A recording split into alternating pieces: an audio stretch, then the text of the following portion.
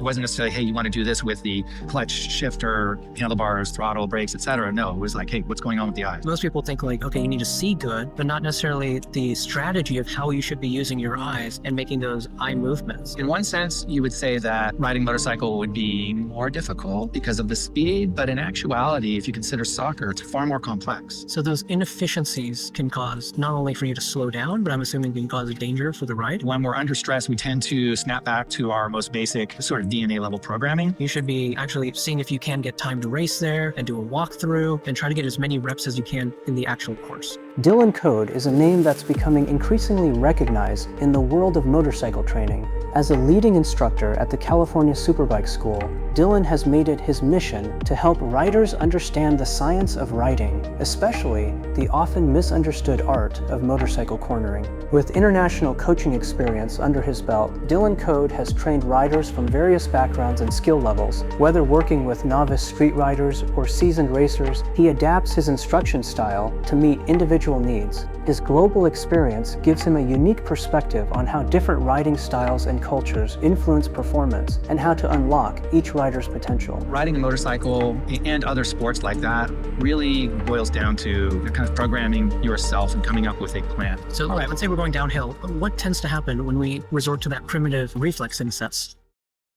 So on today's episode of Neurovision Edge, I'm excited to have Dylan here. He's an expert when it comes to riding, and we haven't had an expert in riding, whether it be bikes, cars. Everything requires a certain amount of skill, not only visual skill or brain skills, but also technical skills. So today we're going to break down a little bit about what it takes for an elite rider compared to an average rider to bridge that gap. So Dylan, you've worked with many elite riders in the past. What do you notice the difference between that elite rider versus just an average rider? The interesting thing about if you compare the two is that they still struggle with the same things, just at a different level of intensity.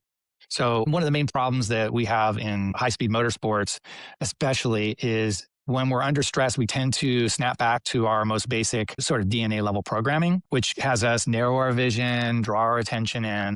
The assumption is those tendencies come from, we were to consider quote unquote early man. 100,000 years ago, they were in stressful situations. Typically, you needed to prioritize the biggest, closest threat, right? And then give it your undivided attention. That's apparently what our general tendencies are visually. But when you're moving through space at a high speed, then that doesn't really transfer. That doesn't transfer well. If someone is downhilling on skis at 80 miles an hour or in a car or a motorcycle, et cetera. So can you give me an example of that? So let's say we're going downhill. What tends to happen when we resort to that primitive reflex in a sense? Well, generally what we end up doing is just looking too close in front of us rather than farther down the road, the path, whatever application it might be. We just tend to snap in a little closer. And if anyone can remember a time where they were in a vehicle and they were under extreme stress or in a panic situation, they probably, if you can remember that moment, they're probably only looking about 20 or 30 feet in front of them at the most. So compared to what should you be doing? Generally speaking, in a motorcycle context, and I think it applies to a lot of other action sports or sports where there's speed involved, somewhere between 2.5 and 4 seconds ahead. So let's just call it 3 seconds at 60 miles an hour. That's going to be 88 feet a second. So let's round it up to 90, to a little less than 270 feet ahead is where we ought to be looking when we're going 60 miles an hour. And of course, as the speed grows, then the distance grows. Or if we're not going very fast, then of course that distance will pull in. But somewhere in the neighborhood of 3 seconds, and that's not scientifically proven, but somewhere in that neighborhood is going to be a fairly sweet spot. It's going to give you enough prediction and time to react, but it also will prevent the person from losing track of their current position in space. Meaning if you look really, really, really far, you give the road ahead or the path ahead your 1,000-yard stare, well, then you're going to lose track of what's immediately coming at you. So that seems to be more or less the sweet spot. Quick segment break, but you're going to want to hear this. If you're an athlete, coach, or parent, and you want faster reaction, this is where we start. This is called vector ball. This ball unpredictably bounces and it changes colors, red, green, or blue. We use this to sharpen the reaction time, focus, and coordination. And here's what makes it different. Whenever you see a different color, you can assign it to left, right, pass, shoot. adding a cognitive load, meaning that frontal lobe, while you're moving around, is making faster decisions. We use this with athletes every week, and we hardwire this decision making. Train your brain, train your eyes, dominate your game.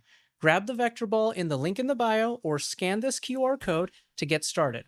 Let's get back to it. So what speeds are you guys riding in? Like you and your pro elite athletes?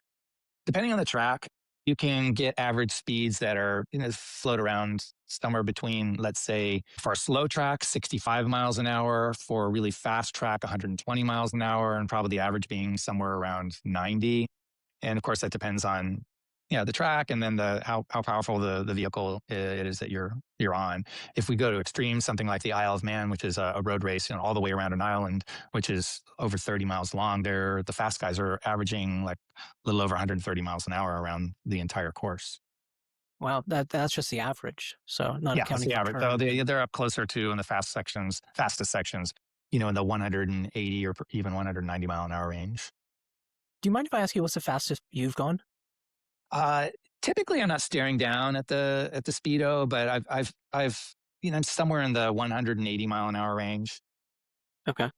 Yeah, it sounds What's scary, the but it isn't. difference? The bikes become super stable at that speed. They don't really, object in motion wants to stay in motion. They're not super unstable unless there's something bad happening or something caused it to be unstable. But a motorcycle, if you send it down the road really really fast, they actually are quite stable. They just happy to motor right along. What's the difference in, I mean, imagine 180 miles per hour versus 60 is a huge difference when it comes to what you have to, if you're having inefficiencies at 65 miles per hour versus 180, do those inefficiencies compound? I Do would they say become so. more detrimental?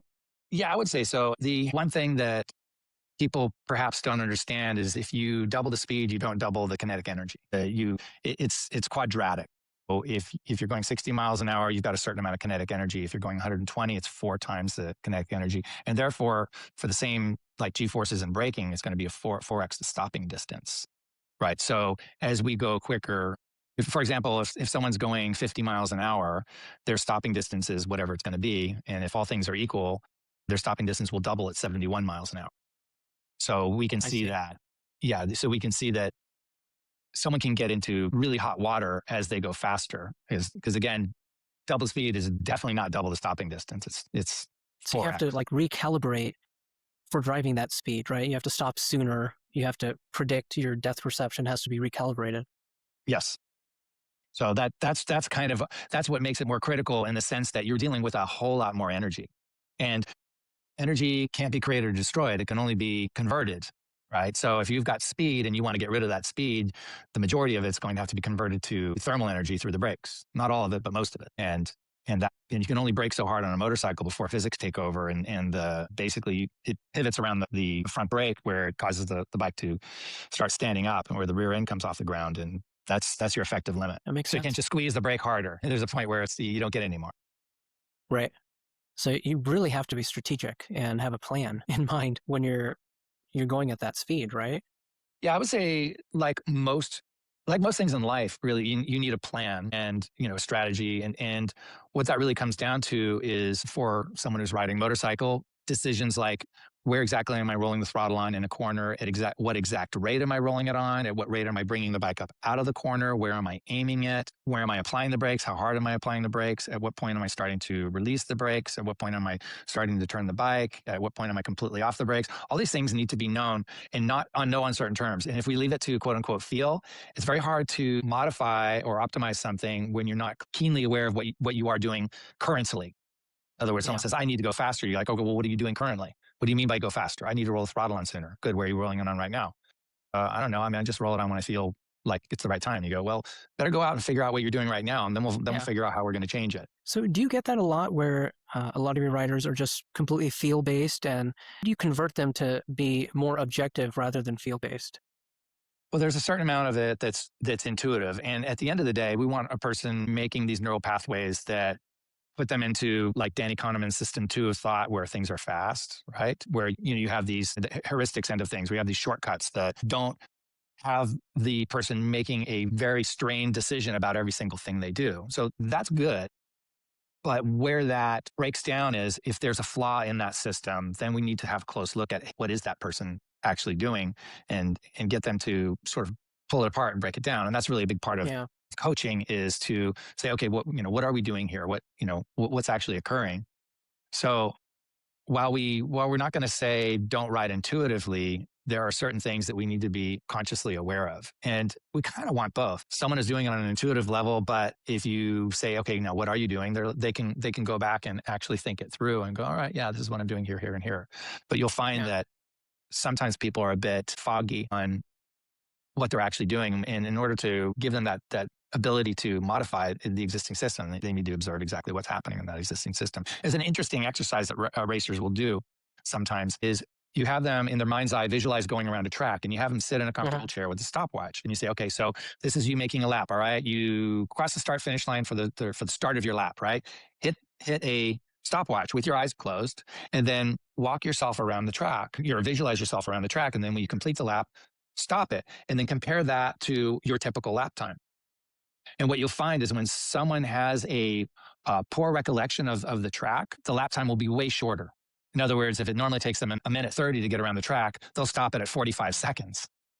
But if you're really, really familiar with the track and you've got a lot of visual references that you're using along the way, you'll find that their visualization and the amount of time it actually takes and that stopwatch will actually be very close. I did it one time and it was almost like down to the second. Wow. And of course, you don't know, you have to try that over and over again to, maybe it was an outlier, but we do see that that's generally the situation, is people will rush through things where they have a gap in their understanding of their plan. Can we get deeper on that visualization part? We see a lot of F1 drivers doing visualization, right? They pretend like they're in their seat and they're going around the track in their mind. What is if you had to teach someone visualization for writing, any type of writing, what would your protocol be for them? So there's a few different ways you can do that. You can just have them imagine going around the track, but normally you want to correlate it with control inputs rather than just your mind's eye. That's one thing, but you want to correlate it with, hey, what am I doing with, the throttle, brakes, etc., shifting, handlebars, right? What are you actually doing? So you'd want them to go through the physical, the kinesthetics, if possible, so that it helps make that whole package better. With that being said, they don't necessarily have to move all of their limbs along the way.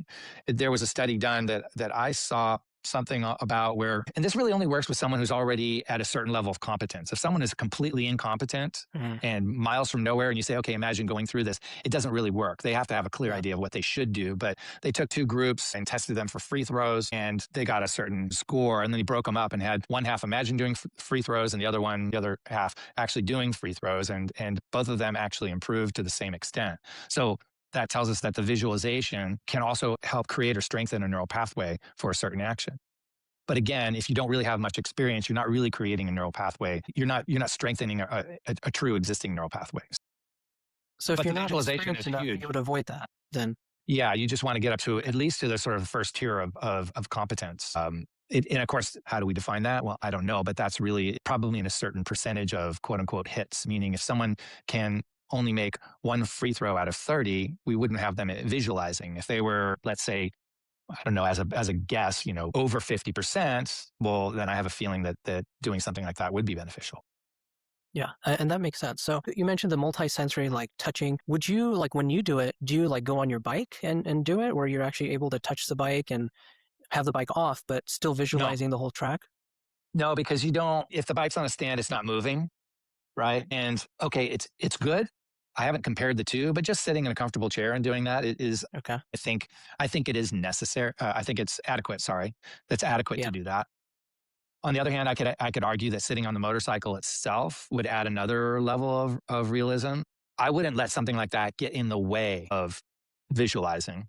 In other words, it wouldn't be a waste of time. You can just get somebody in a seated position or some position that's somewhat similar to what they're doing, and I think that would be fine. But if someone's visualizing doing free throws, I think they could do that in a seated position. Yeah, no, totally. Yeah, I think most people do that, but I do like the actual feeling. So you're actually moving your hands while you're doing the visualization to add the realism. Yeah, for sure. Okay.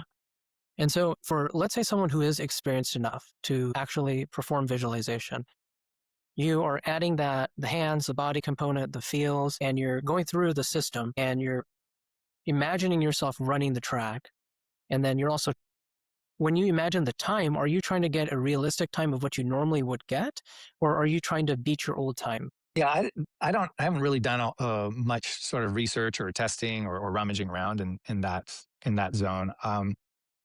I would probably just start someone off as just saying, hey, you have a certain action or activity. Let's just say it's a penalty kick or whatever. You want the person to just go through it, go through it, go through it, go through it. Whether or not the timing was correlated with reality is probably secondary. It's really, if you want to correlate the timing with reality and how long it actually takes, that's going to be probably a good representation of whether or not someone has enough references. Or for us, it's visual reference points. You could do the same thing for, let's say, an alpine skier is go, all right, you're at the top of the run.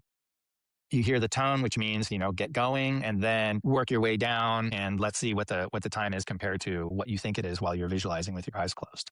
And that could tell you something. What exactly does it say? Okay, I don't have a whole lot of research, but I do know that familiarity has a lot to do with those two things matching as close as possible. So meaning that you really know the course, like forward and backward. You're realistic with how long it takes to get through the course and all of that. Yeah. Okay. And, just like creating a neural pathway for a muscle motor type thing, there's also things that one can do. They can work out scenarios in their head. If this happens, then I would do that. Or if that happens, I would do this. And you can, in theory, and I'm pretty sure in practice, you can have a quicker reaction, and then you don't have that sort of moment of indecision and then action. There's a big difference between moment of decision, indecision, followed by decision, rather than I've already been through this scenario. This is the path I'm going to take. Yeah. And I think that's so big is, I talk a lot about soccer, right? Soccer, football, and cognitive decisions, how it takes a frontal lobe time to process certain things. When you're racing and you're going at such high level speeds, you don't have that much time to really think about what you're going to do, right? And so if you're able to visualize and create a systematic approach and maybe run through scenarios there, that's safer than running through scenarios in real life. Yeah, I would exactly. imagine. Yeah, and You don't lose because you lack talent. You lose because you process too slow. Your visual system decides how fast you play. And here's what most athletes don't quite understand. Performance starts with the visual input. I'm Dr. Aakash Shah. I work with high-level, high school D1 and pro athletes. And what we've discovered after many years is simple. We've noticed that most athletes train their body at almost 100%, but their visual processing system, untrained, unmeasured, and totally unrefined, and that becomes a bottleneck. We build it with structured, progressive, data-driven sessions, and we do this all virtually. So there's no limits to geography when it comes to your performance. When the system improves, you will see it literally in your numbers. Higher tracking precision, faster decision output, reduced hesitation under that pressure, and then you see it in your performance. Elite performance is right here, neurological.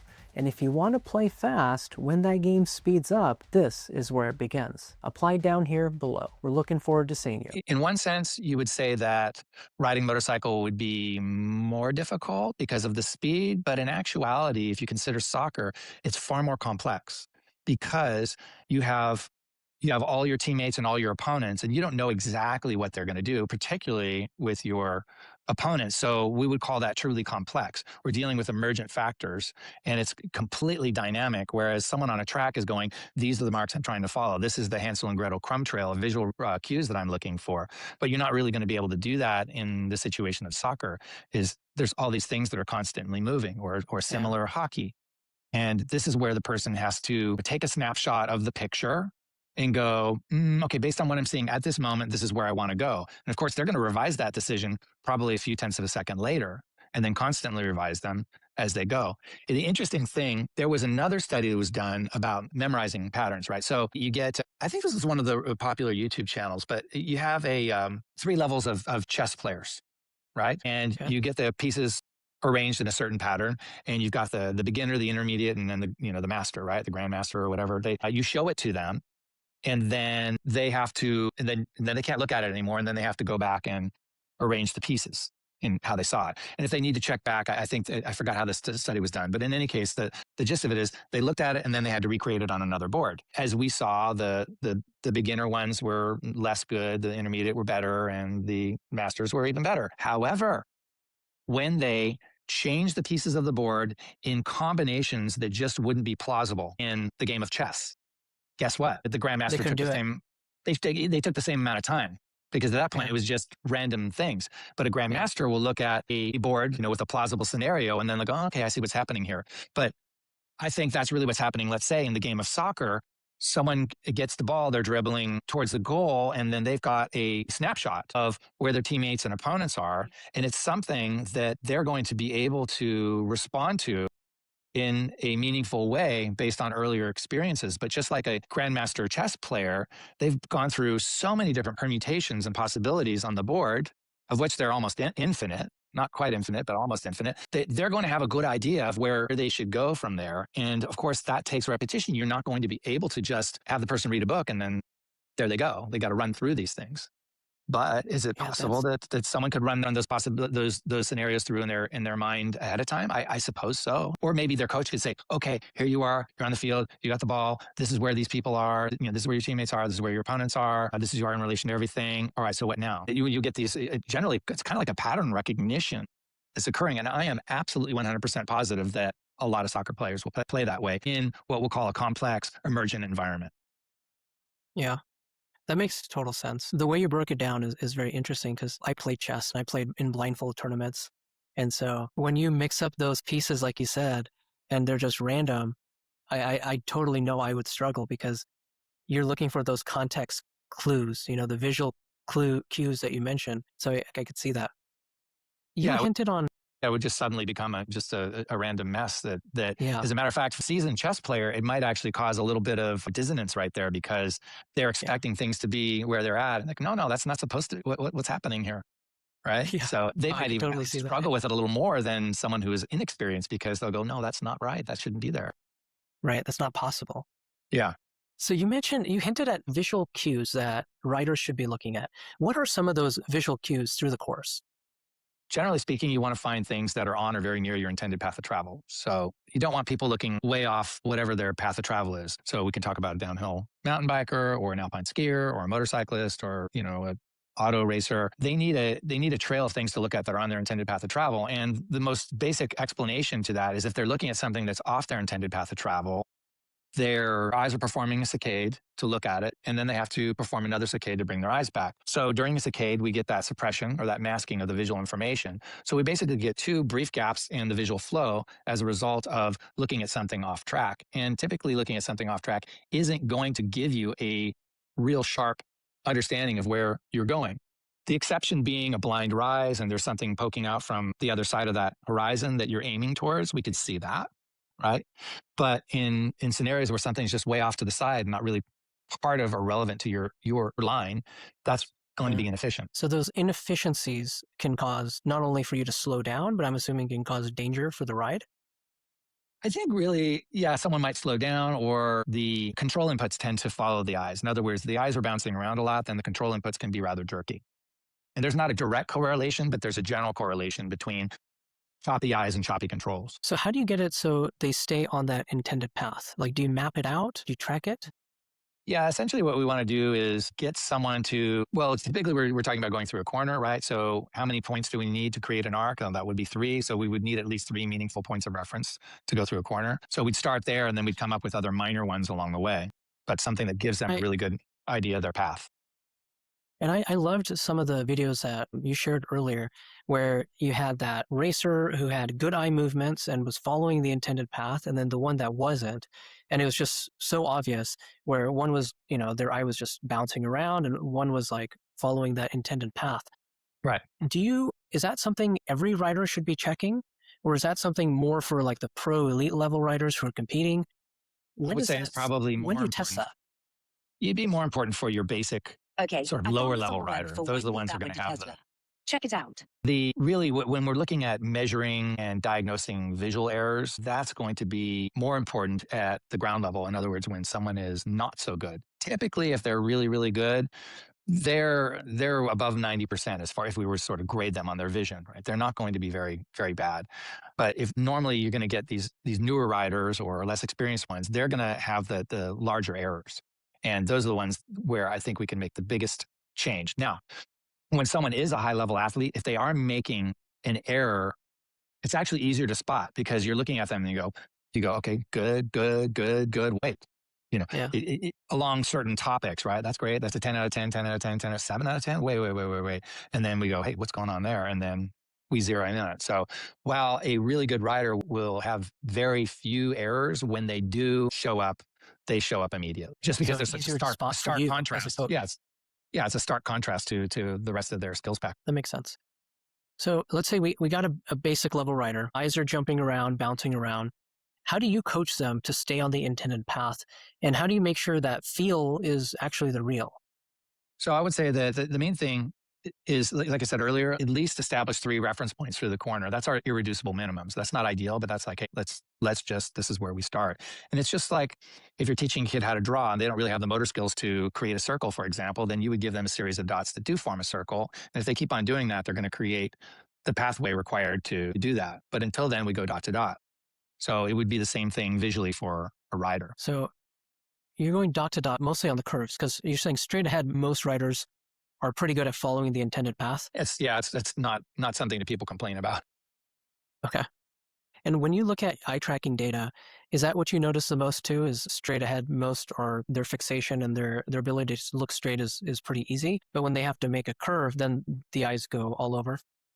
Yeah, they tend to backtrack or go sometimes they go too far and then they backtrack, or sometimes they just look around horizontally, which if you're traveling on a longitudinal path, you want your eyes to continue to move longitudinally more or less rather than laterally. That's not really helping the rider too much. And yes, I can see, especially when someone's trying to learn a track, they're going to look around in order to locate themselves in space.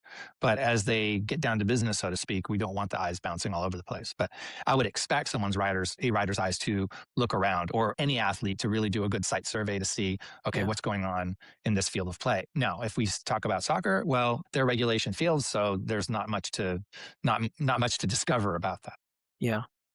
So that's so innovative, at least in my opinion, that you put on eye trackers while they're riding to see that the real eye movements that they're making. Were you one of the first ones to do that? Where did that idea come from?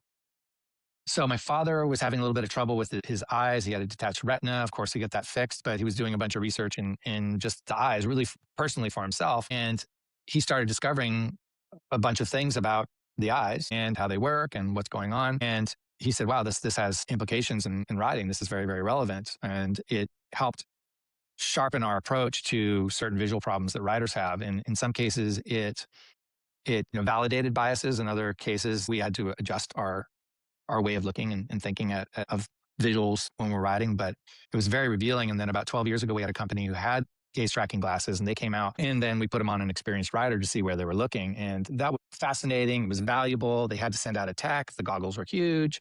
They didn't fit, in a regular helmet. They had to ride around with a laptop and a backpack. So it was certainly not something that we could easily execute. But fast forward another 12 years, the form factor is a lot smaller and the technology is a lot more accessible.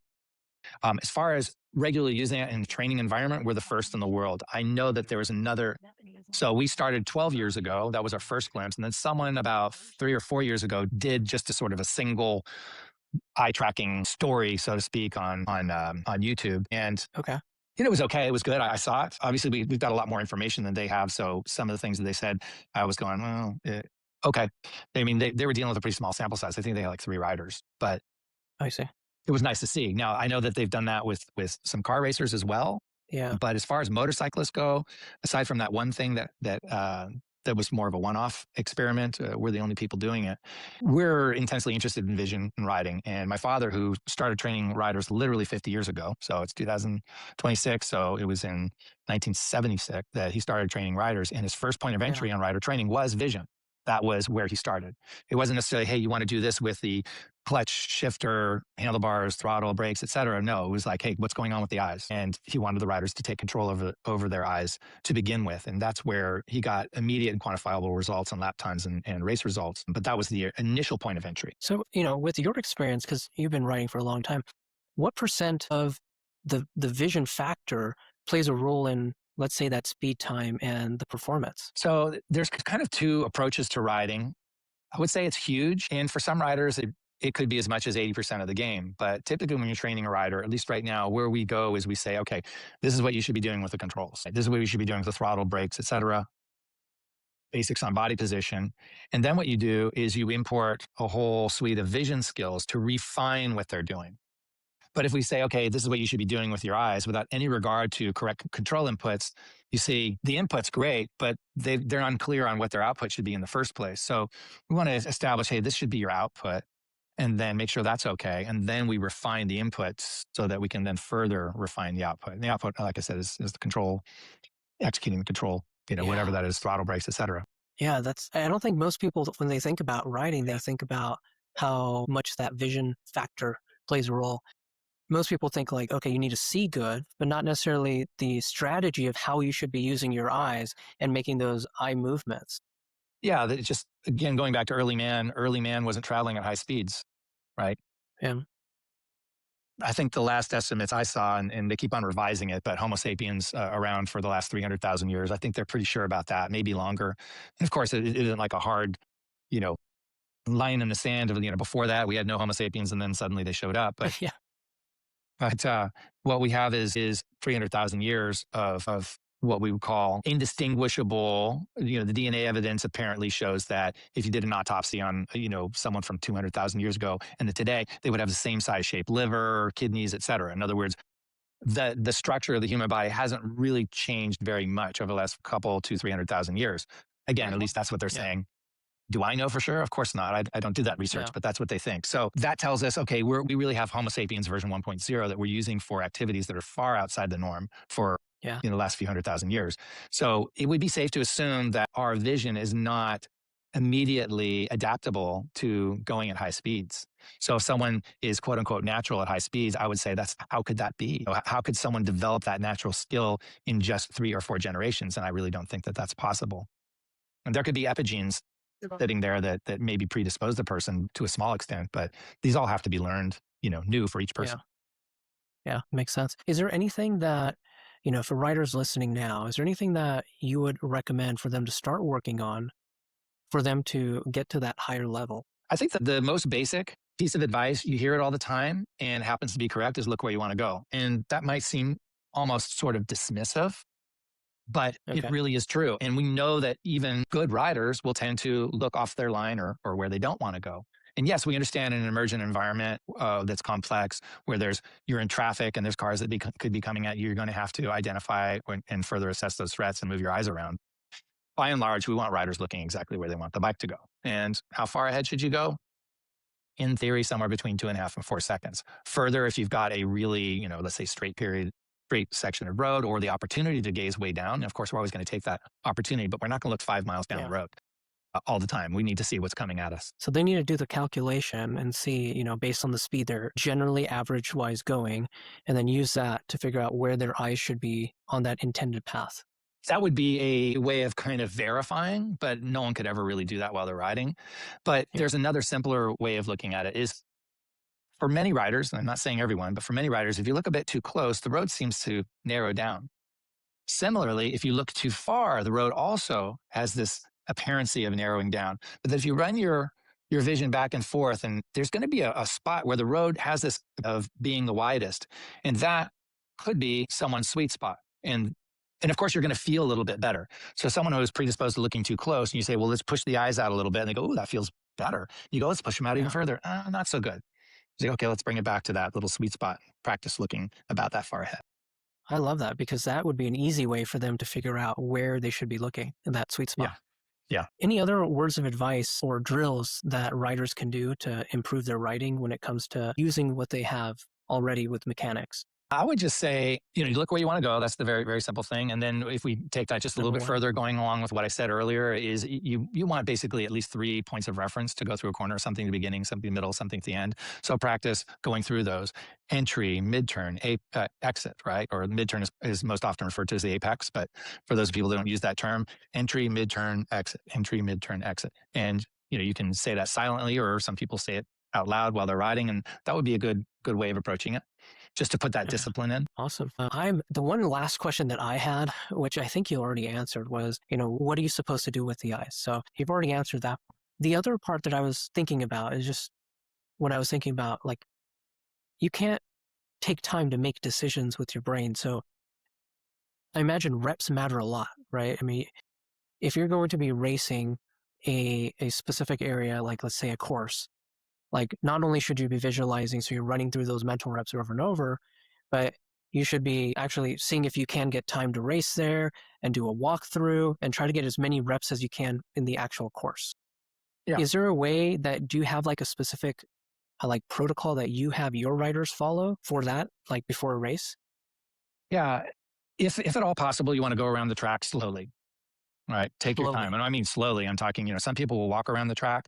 I prefer just a tiny bit of speed, like maybe just on a little scooter, going about 8 or 9 Okay. miles an hour, right? But why not do a complete site survey that way? I like just a tiny bit of speed. The walking, that's okay. Sometimes you see things while you're walking that you never see while you're riding, and they're actually irrelevant. But a little bit of speed. So get that. And then once you do get out on track for the first time, you want to get very, very busy establishing your main points of reference. So where you're applying the brakes, where you're turning in, where you're finding the middle of the corner, what point you're sweeping out to the widest arc of your exit line. Those things need to be established very, very quickly. And a very good rider, a world level rider, can get to well within 90% of what's possible on that track depending on the track, in 15 minutes. Wow. That's not And there bad. isn't the most impressive. I mean, that's with a track that takes, let's say, a minute and a half to go around, and you've never been through it. Yeah. But there was an American road racer who was racing in the world level, his first year at the world level, and he went to a track he'd never been to. And in first practice, he was the fastest. So he was the fastest rider in the world on a brand new track that he'd never been to. And that's Never super. practiced on it?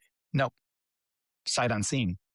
Right. Yeah, And I actually sat down and talked. His name was Ben Spies.